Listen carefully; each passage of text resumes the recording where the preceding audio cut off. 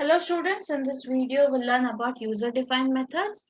I hope all of you know how to write program using methods. Let us learn more about methods in this video. What are methods of a class? Methods are the subprogram within a class which processes data and returns a value. It is also referred to as functions. Each function has a unique name and when called it starts executing the statement within the body and may or may not return a value. Now let's understand this definition with the help of programming. You can see I have written a program that is to create a palindrome number. That is a palindrome number. When you see left to right, it's the same number that is from right to left. So here I am creating a class has been declared, that is pal num1, and a method has been declared named as pal. And within this pal method, I am accepting a value. This part is processing it to create the palindrome number, reverse number. This part is for the reverse number, and then I'm adding or joining the original number and the reverse number to create the palindrome number, and I'm printing the palindrome number that is created. So in this pal function, you can see accepting the value, processing the reverse of the number, creating the palindrome number, and I'm printing it also. So methods are subprogram within a class which processes data and returns a value. Of course, I've not returned any value over here. That is why I have used my word keyword, about which we'll learn later on in this video. I'll show you one more program. Now in this program, you can see here I am having 5 functions. These are my variables, instance variable that I've declared. I hope you must be knowing there are 3 kinds of variable that we use in a program: instance variable, local variable, and static variable. These are the instance variable which are declared within a class and out of the method.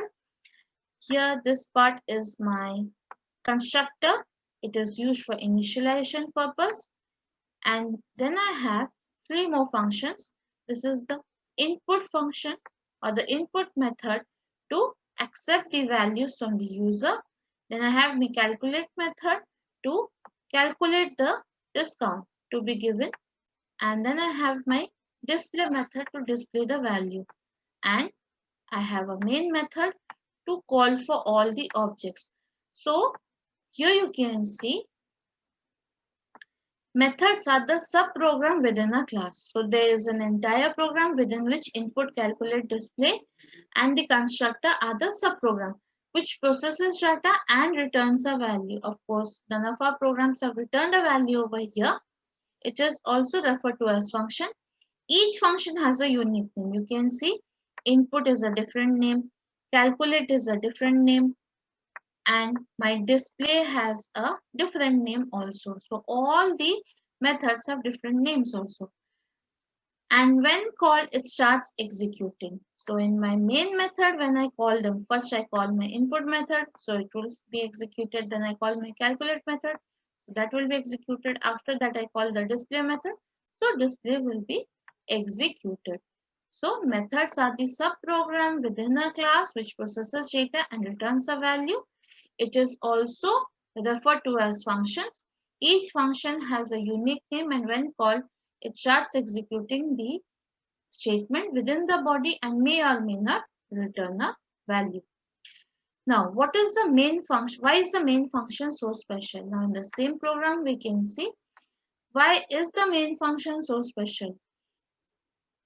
Main function is invoked by the system by default. Hence, as soon as the command to execute the program is issued, control directly reaches the main function. So coming back to our program, you can see there are 5 methods over here. Constructor, about which we will be learning later on. It is used only for initialization purpose and it has the same name as the class name. Only you know this much in this video. Then we have our input, calculate, and the display method. These have been declared and defined. But at the last, the main method, I am creating an object and using the object created, I am calling for input, calculate, and display. So main function is the first function that is invoked by the system by default. Whether main is in the last place or in the first place, it will be the first function to be invoked by the system by default. Hence, as soon as the command to execute the program is issued, control will reach to the main method from which the other functions will be called. We go on to our next question. What is function signature and function prototype? Now, the first line in the function header, it specifies the access specifier, the return type, the function name, and the parameter list of the function and is known as function prototype. Function signature refers to name and type and number of parameters in the function. So with the help of a program, we'll understand it. Now, previously I had shown you the palindrome function. Here, in one function, I am accepting the value, processing the reverse number, then I'm creating a palindrome number and printing it. The same program can be done using main method and creating another program. Now you can see here, I have created a pal function, and in the main function, two functions are there. The main function is there and the pal function is there.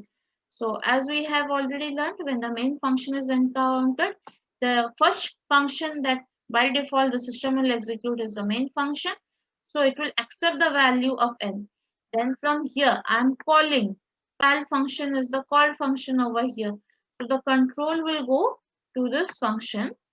Here you can see the function is not printing any value. It will return the palindrome number that is created to the main function, and main function will then print it. So in the main function, my accepting part is there and the printing part is there. Only the processing part I will be doing in my pal function. Now here you can see two functions are there. One is public static int pal.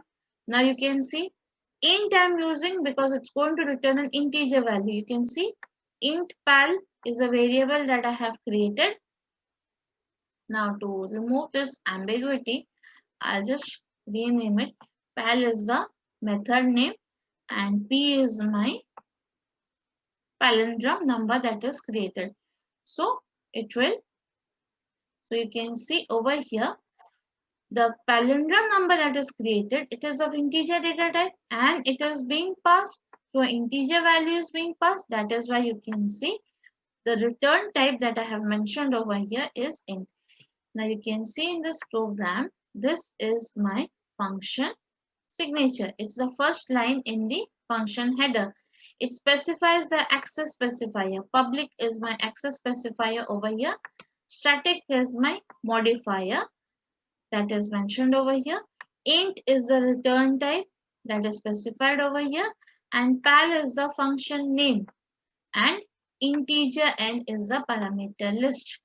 Similar way, main method, public is the access specifier, static is the modifier, void is the return type. Now main is not returning any value, so it is having void as its return type. Main is the keyword and string args is the parameter list over here.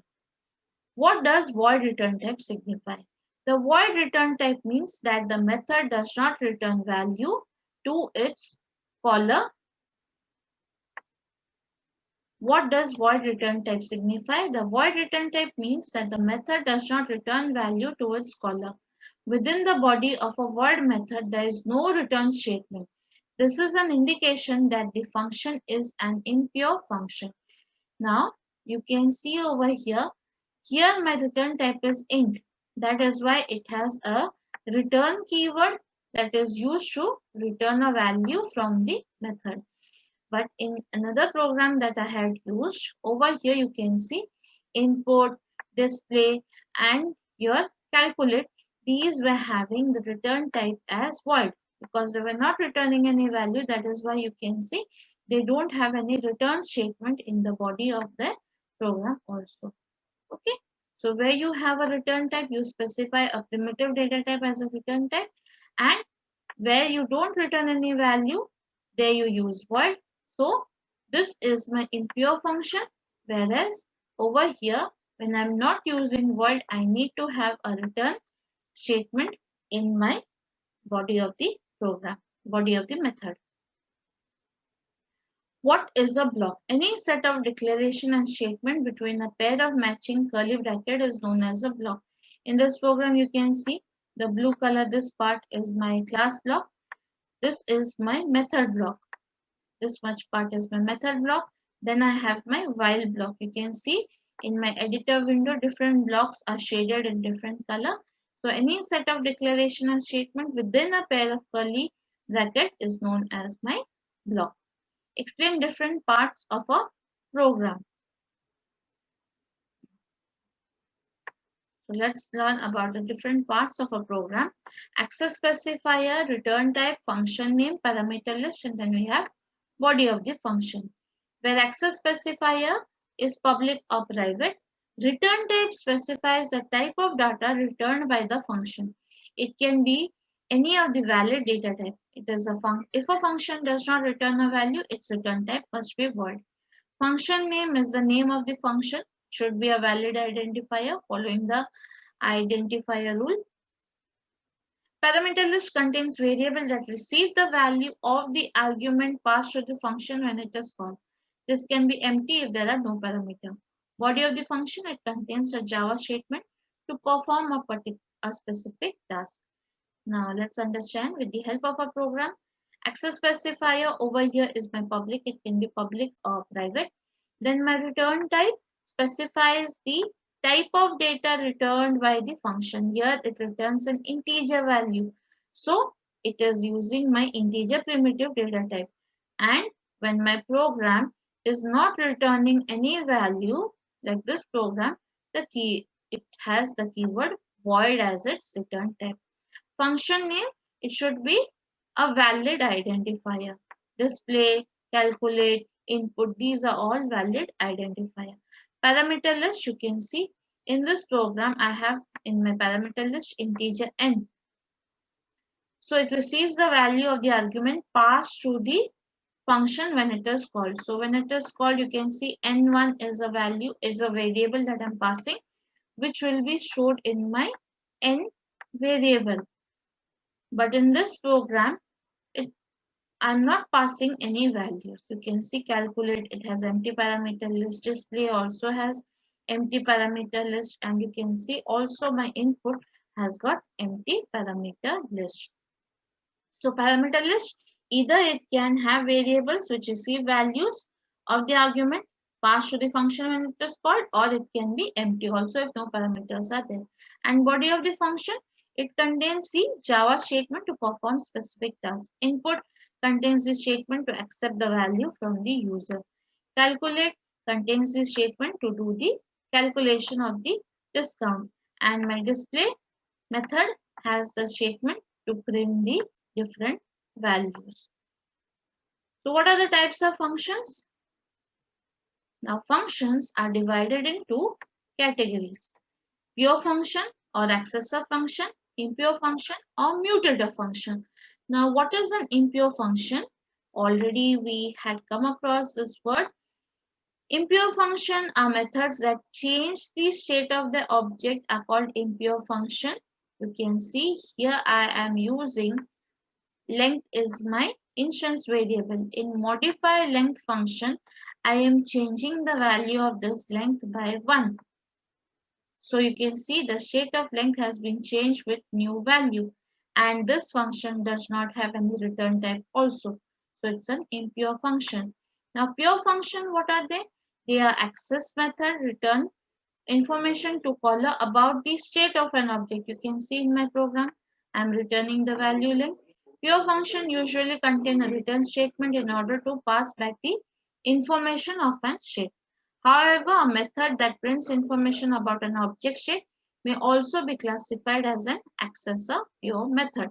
So, pure function usually contains a return statement. Now we come to what's the difference between pure and impure function. This is one of your ICC question. Pure function. These functions take objects as an argument but does not modify the state of the object. The result of the pure function is the return value. Impure function. these functions change the state of the object argument they have received, the result of the impure function may not be returned. Okay. Now we come to what's the difference between parameters and argument, which is also known as formal parameter and actual parameters. So we will understand it with the help of a program. First, let's know the definition. A parameter is a variable defined by the method that receives the value when the method is called. Parameters are also known as formal parameter. Example, public void add int x, int y. Here x and y are the parameter and will receive the value that is passed at the time of method call. Whereas argument is a value that is passed to a function when it is invoked. For example, when the method add, when you call that method is called, it will pass values for x and y like add 10, 15. Here 10 and 15 are the argument that is passed at the time of method call and will be received by x and y in method add. Arguments are also known as actual parameter. You can see in this program,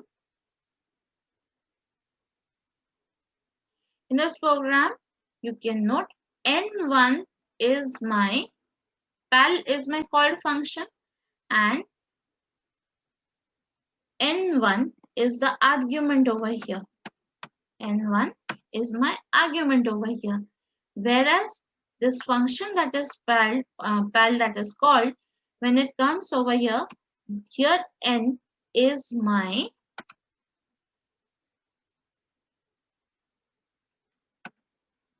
parameter. So you can see here n is my formal parameter. So a parameter is a variable defined by the method that receives a value when the method is called. Pal was called, so n is my parameter over here and it is known as my formal parameter.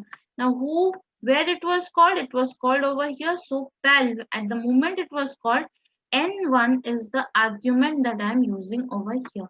So n1 is my argument that is at the time of method call. The value that is passed or the variable that is passed, that is called as my argument, and when it is received at the method that has been called, it is called as the variable that receives it is called as my parameter. So again I read out the difference between parameter and argument. A parameter is a variable defined by the method that receives the value when the method is called. Parameter are also known as formal parameter. Here n is my formal parameter. Whereas an argument is a value, here argument is a value that is passed to a function when it is invoked. So pal n1 is invoked over here. So this is the difference between formal and actual parameter. Now what are static members? The members that are declared static is called static members. These members are, just let me make it big. The members that are declared static with the keyword static is called static members. These members are associated with the class itself rather than the individual objects. The static members and static methods are often referred to as class variable and methods.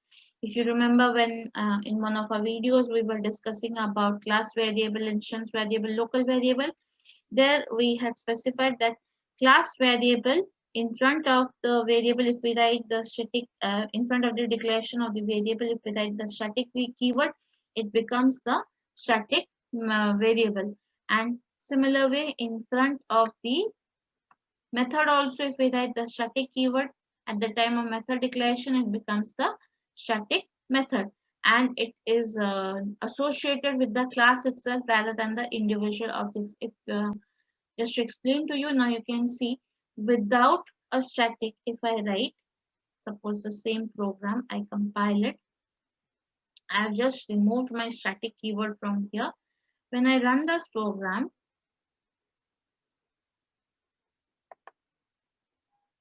now I have to create an object for it. Okay.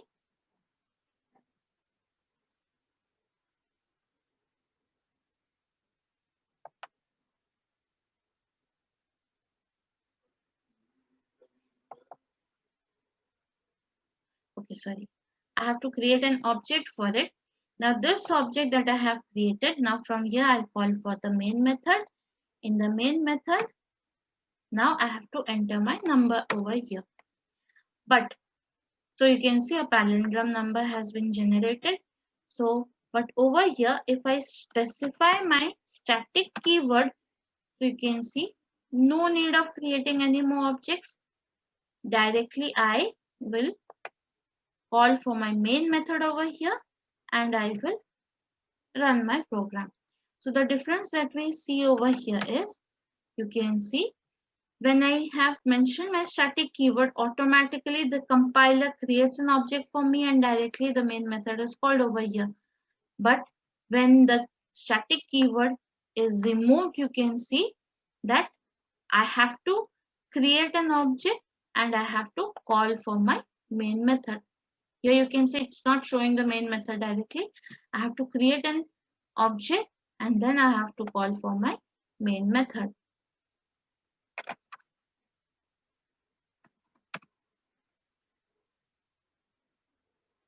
Okay, next we come to what is the use of static and main method. Already we have understood it with the help of our program. They can only call other static methods. They can only access static data. So this is the use of static in the main method. Now let us reiterate what we have learned. Give some advantages of using function in a program. Now the advantages of using function in a program are as under: they make the program modular. Dividing the program into a smaller unit called module or methods help to easily debug and maintain the program. You can see in the left hand side I have a program. Here I am using three methods. First method display is to display the value of A and B. Second method add is to add the values, and from the main method I am calling all my methods. So now with the help of these three programs, my program has become divided into smaller units, so it becomes easy to find the error. Now suppose there is an error in the display, so I'll only look for in the display method. Suppose there's some error in the adding, I'll look up in the add method. And suppose there is some error in calling the method, so I'll look in the main function. So it becomes easily to debug and maintain the program. It hides the details of how the problem is being solved from the user. Now the user doesn't know anything from the main method. It is controlling when to display, when to add, and when to display again. So once a function is defined in the program, it can be called anywhere and reused any number of times in the program to solve the specific problem. Now you can see here I'm using my display method twice. It is defined once, but it can be used anywhere and any number of times within my program. How many values can be returned from a function? A function can return only one value. Now, in a function, you may have multiple return statements, but only the first statement that is encountered, that will be executed. So, the answer will be a function can return only one value. What is the condition of using a function in an expression? Now, in an expression, when we are using a function, it needs to return a value. Now, you can see I'm using my pal function in this expression, that is p equals to pal n1. The pal function needs to return a value which will be stored in my p variable. So, the function, when it is used in an expression, it must return a value. Now, what is the role of return statement in a function? Now it returns a value to the calling function. In this program, you can see the value p is returned to the calling function. It terminates the execution of the function and returns the control to the calling function. So when the function pal was called, the control of execution had gone to this point. Then the execution was done. So when it encountered return p, the control of execution will come back to the statement again. So it not only returns a value, it also returns the control of execution to the calling function. Now, what is the difference between method and function? The major difference between method and function is that method called by the reference variable called objects, whereas functions do not have any reference variable. That is why you must remember math function when you use, you never use any reference variable. you use them directly, but when we are using our method, they can be called with the help of objects. That is why call by reference is only be implemented in methods. They cannot be implemented in functions. So the major difference between method and function is that method called by the reference variable called objects, whereas the functions do not have any reference variable. How are the following passed in Java? Primitive data types are passed by value and reference data type are passed by reference. Primitive data type, we have got 8 primitive data types, that is character, short, boolean, byte, int, long, double, float. And reference data type, that is array, class, these are passed by reference. Which principle implements function overloading? Polymorphism. Now, this is a function prototype. Now, this is one of the ICC question. It comes in this way. A function postchar which takes a string argument and a character argument and returns an integer value. You may or may not write the access specifier, but the return type int has to be written first. Then, as the question specifies that the function name is postchar, so the function name has to be same. You cannot change the name. And then it says it takes a string argument, so I have to have a string argument in my parameter list and a character argument. So I'm having 2 arguments in my parameter list. I hope you have understood the concept of user defined function. Thank you, students.